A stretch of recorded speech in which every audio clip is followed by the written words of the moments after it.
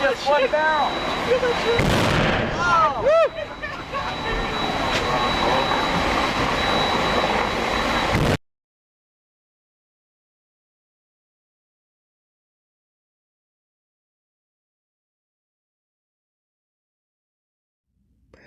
By 1909, the French Navy was convinced of the superiority of the all-big gun battleship like the HMS Dreadnought over mixed caliber designs such as the Dayton class, which preceded the Courbets.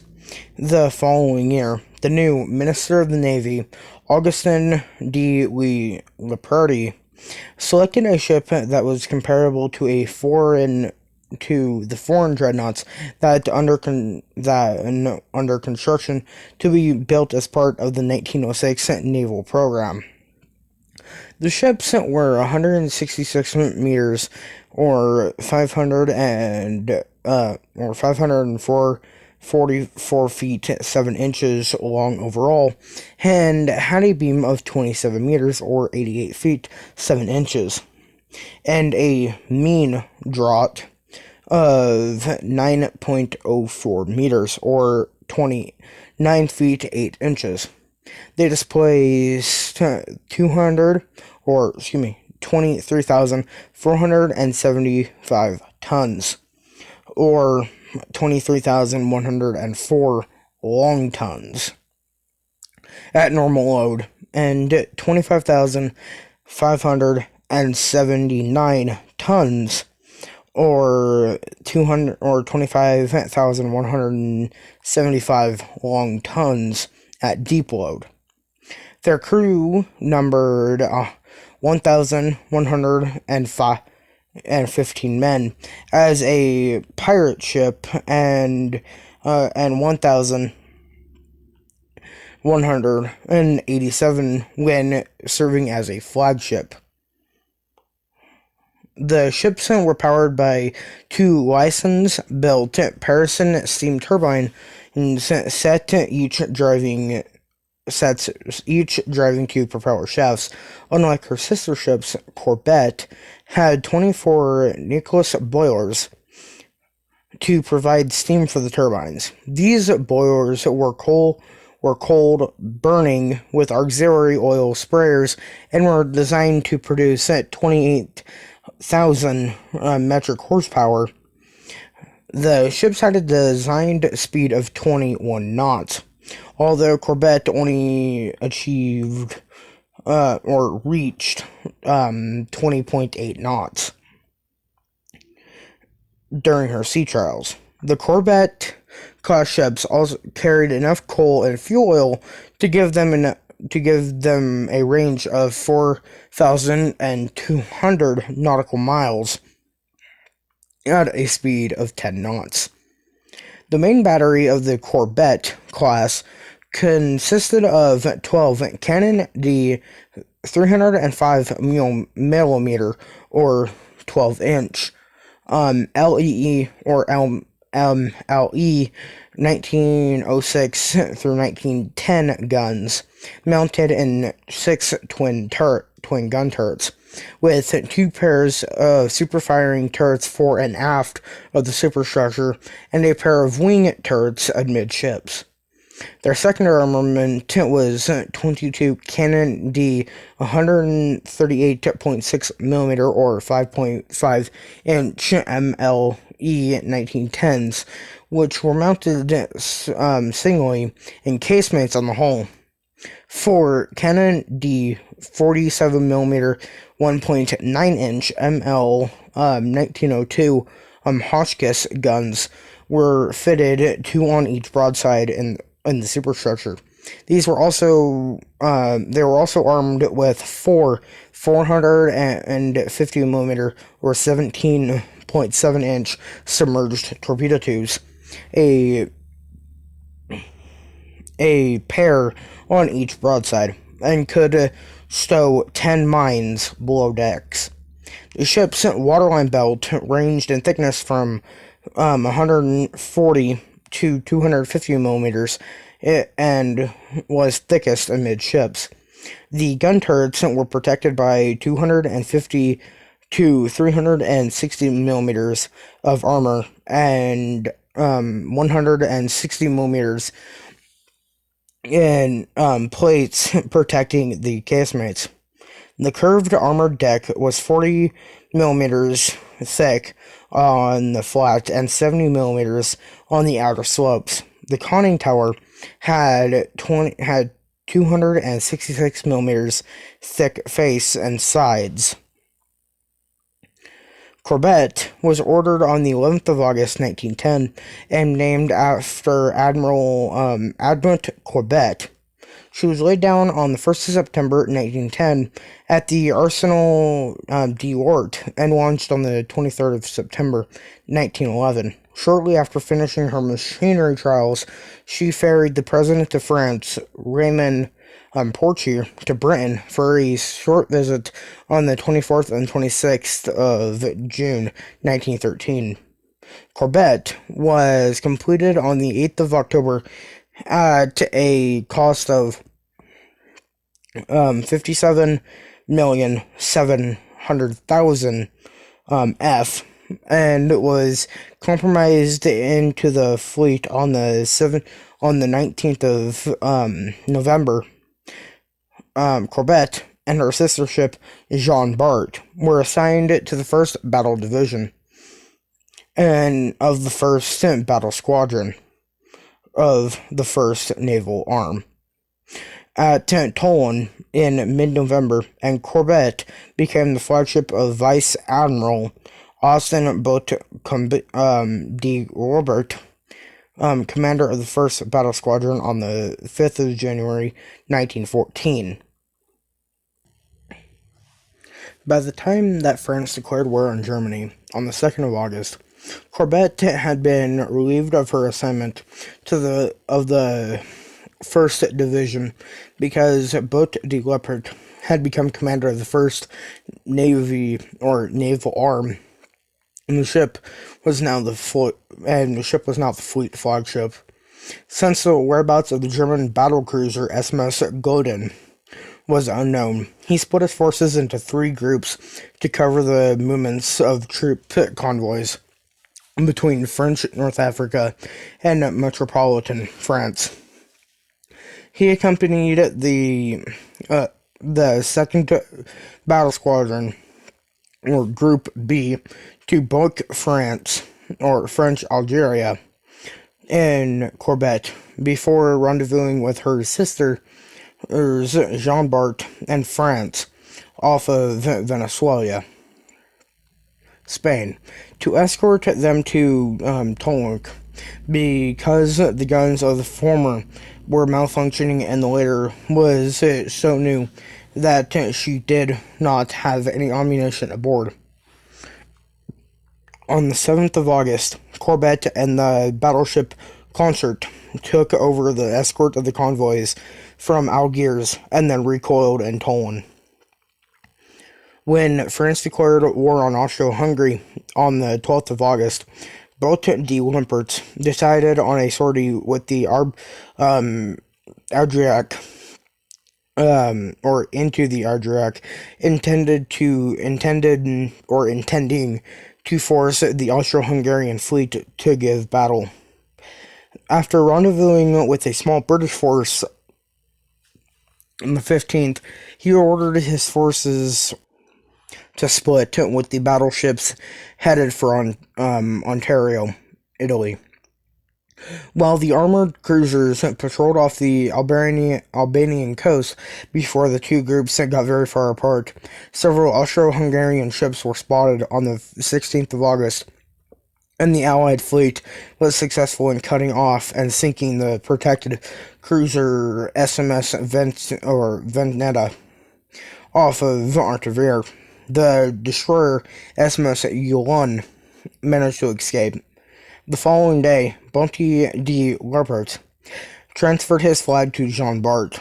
On the 1st of September, the 1st Navy, or Naval Arm, briefly bombarded Austro-Hungarian coastal fortifications defending the Bay of Cataro to discharge the unfired shells remaining in the guns after sinking Vendetta.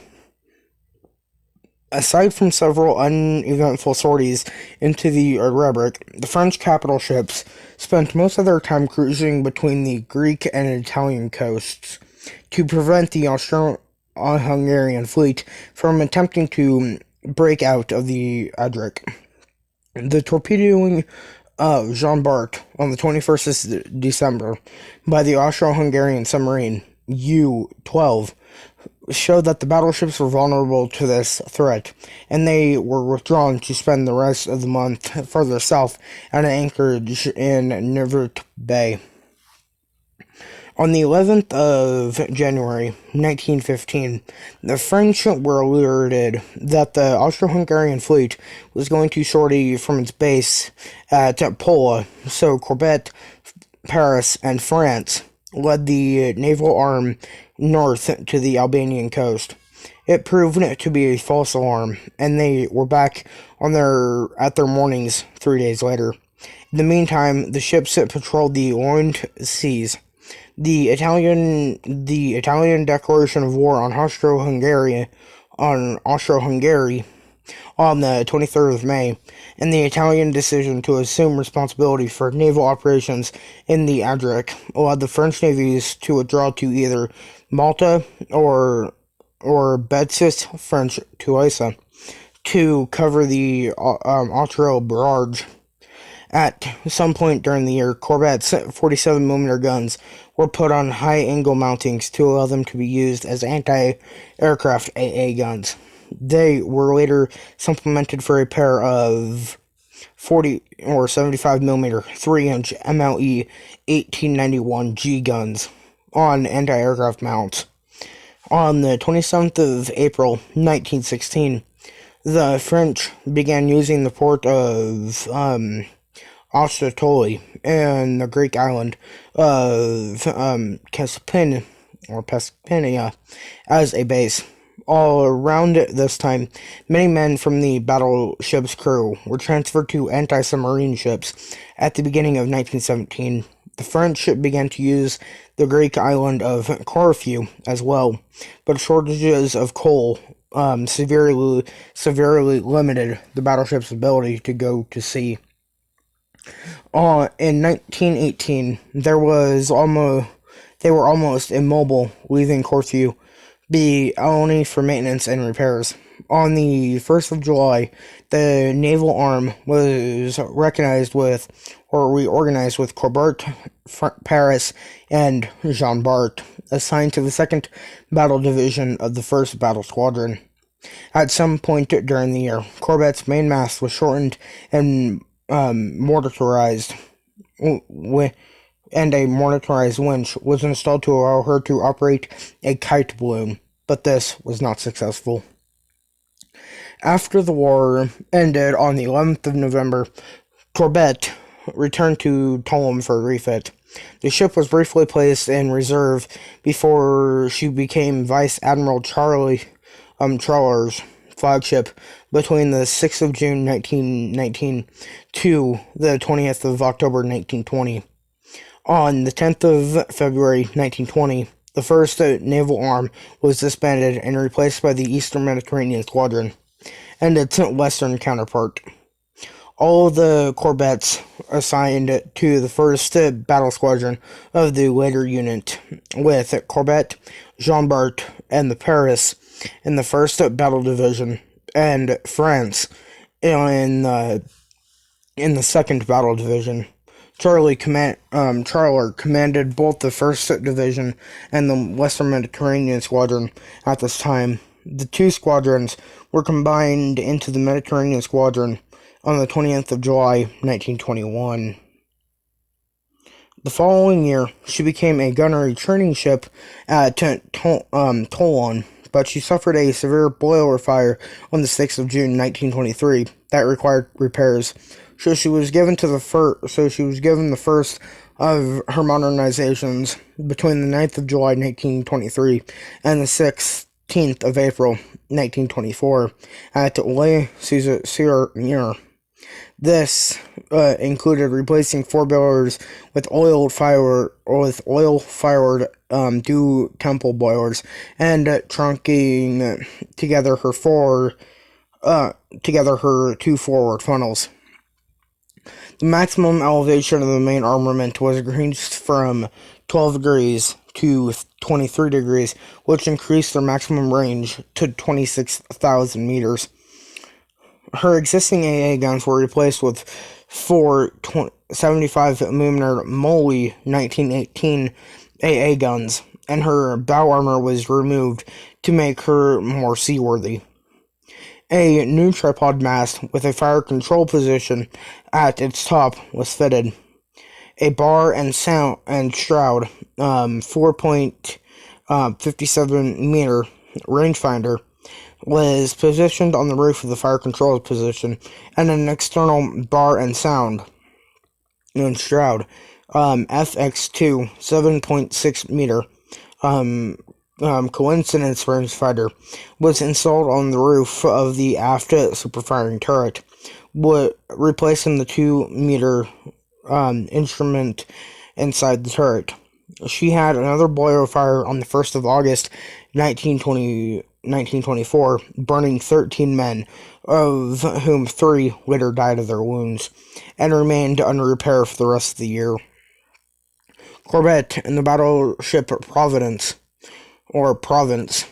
visited Naples, Italy, on the 15th to the 19th of June 1925. Then rendezvoused with the Jean Bart and the Paris at Cherbourg, French Algeria, for maneuvers in the Bay of Biscay.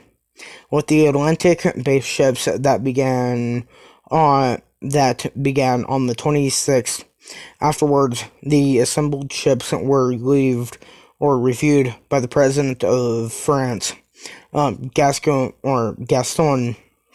Gerbert, at Charlesburg, and the Mediterranean-based ships returned to Cherbourg or Trollen on the 12th of August. On the 1st of January 1927, the Mediterranean Squadron was renamed the 1st Battle Squadron. 2 weeks later, Courbet began a lengthy modernization that lasted until the 12th of January 1931. This was much more extensive than her earlier refit, as all her boilers were replaced or overhauled. She received 6 oil-fired 2 dew temple boilers that had been built for the scrapped battleship Normandy, and 16 coal-fired boilers from the Normandy sister ship, the Flandre. The ship was only able to reach 18.2 knots at a displacement of 24,748 tons during her sea trials afterwards. Courbet's fire control systems were comprehensively upgraded with the installation of St.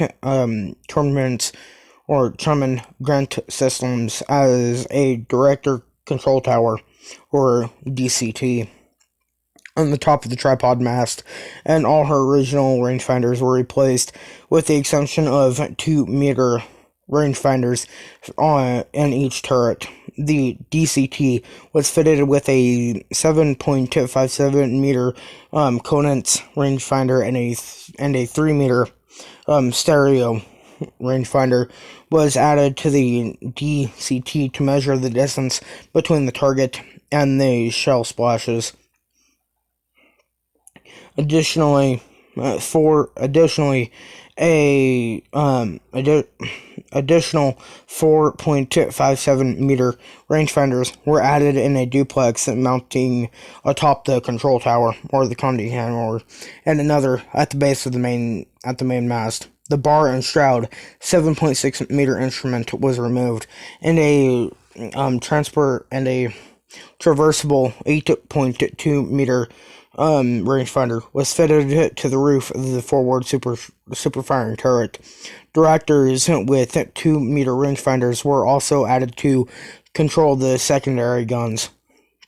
The ship's MLE 1918 guns were AA guns were exchanged for 7 Canon D 75 mm modal 1922 guns, and they were provided with a pair of high-angle 1.5-meter rangefinders, one on top of the duplex unit in the conning tower and one in the aft superstructure. On the 25th of May, or 25th of March, 1931, Courbet had a breakdown in one of her turbines and had to return to the shipyards for repairs. After running her sea trials on the 9th through the 12th of June, she was assigned to the training division as part of the gunnery school. The ship conducted several gunnery exercises from the 14th of February to the 27th of May, 1932, before she returned to the shipyards to have her considerates retuned and her two inner propellers replaced. In 1933 and 1934, Courbet and her sister ship Paris, both assigned to the training division, rarely left port. Courbet had her propulsion machinery overhauled in 1937 and 1938, and the Navy took the opportunity to remove her torpedo tubes and reinforce her anti-aircraft armament with additions of a few Hotchkiss 13.2mm anti-aircraft machine guns. The training squadron was disbanded on the 10th of June, 1939, and the sisters were assigned to the 3rd Battle Division of the 5th Squadron. The ships began a cruise on the 14th of June, during which they visited Mers-le-Courbet and Casablanca, French Moscow, before arriving in Brest on the 11th of July, where the division was assigned to the 2nd Maritime Region, which was headquartered there, retaining their role as gunnery training ships. From the beginning of World War II, in September of 1939, Courbet and Paris continued training until after the German invasion of France on the 10th of May, 1940. They were mobilized on the 21st of May, and with argumented crews, and assigned to the command of Vice Admiral Jean Mers, or Mary Abril, for the defense of the French ports on the English Channel. Courbet provided gunfire support to the defenders of Cherbourg on the 19th of June against the advancing 7th Panzer Division, and then covered the evacuation of the town by the Allies during Operation Ariel. The ship sailed for Portsmouth, England, the following day. Courbet was seized there as part of Operation Catapult by the British forces on the 3rd of July to prevent French ships from falling into German hands after the French surrender in late June. The ship was given to the Free French a week later, who used her as an anti-aircraft battery in Portsmouth, until she was disarmed on the 31st of March, 1941, and used as a accommodation ship. At Lochsteg, Scotland, she was used as a target for the highball bouncing bomb trials between the 9th of May and December of 1943. Highball was a smaller version of the upkeep used in Operation Catapult, also known as the Dumbbuster Raid, or the Dambuster Raid. Courbet remained in use as a depot and target ship until she was earmarked for use as a gooseberry breakwater at Sword Beach during the Normandy landings. The ship had to be towed from Weymouth on the 7th of June by a pair of British tugboats, as her engines and boilers had been removed earlier and replaced with concrete. She was scuttled on the 9th of June off at Sword Beach and was hit by Niger man torpedoes. during the night of the 15th through the 16th and the 16th through the 17th of August. As such, she was probably the only ship ever attacked by secret weapons of both sides during the conflict. She was solely scrapped in place after the war, and the demolition was later completed in 1970. And that concludes today's video. If you guys did indeed see the community post that I had made, in regard to the video on this ship, I do stand by what I said. This ship really is forgotten, but her, history really is, amazing in many frames, especially for it being a French, dreadnought. But with that being said, if you guys enjoyed today's video, please do go hit that like button and ring that notification bell so that you guys do not miss out on any future content. Please go hit the like button. Leave a comment down below telling me what you guys thought of the video, or if you have any questions or concerns in regards to a video or about a video. And with that being said, again, I thank everybody for tuning in, and I shall see you guys all in the next video. Peace out.